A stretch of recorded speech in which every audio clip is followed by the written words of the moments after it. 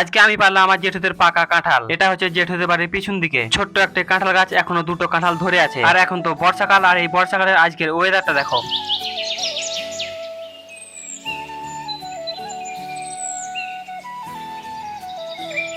হ্যাঁ, আজকে খুব সুন্দর একটি ওয়েদার, আর এই সুন্দর ওয়েদারে আমি পারবো সুন্দর একটি গাছ পাকা কাঁঠাল। এই কাঁঠালটির একদিক রসে ফেটে গিয়েছে, তাই তাকে তাড়াতাড়ি একটু পেরে নিচ্ছি। এর আগে আমি কোনোদিন গাছ থেকে কাঁঠাল পারিনি, আজকে প্রথমবার পারছি। চলো এবার 1 2 3 বলে পেরে নেই। 1 2 3। হ্যাঁ, 1 2 3 বলে পেরে নিলাম। এই কাঁঠালটি অনেকটা ওজন ছিল। এই দেখো, এই কাঁঠালটির এক সাইড অনেকটা ফেটে গিয়েছে। এখন এই কাঁঠালটি জেঠুদের বাড়ি নিয়ে যেতে হবে। আর এই দেখো, আজকের এরা আমার ক্যামেরাম্যান। তারপরে এই কাঁঠালটি নিয়ে হাঁটতে হাঁটতে চলে গেলাম জেঠুদের বাড়ি।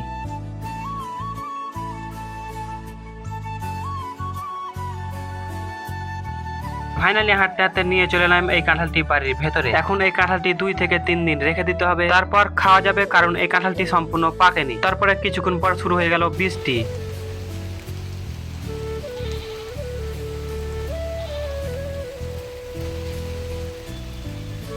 হ্যাঁ, আজকে ভিডিওটি এতটুকুই। দেখা হচ্ছে নেক্সট ভিডিওতে।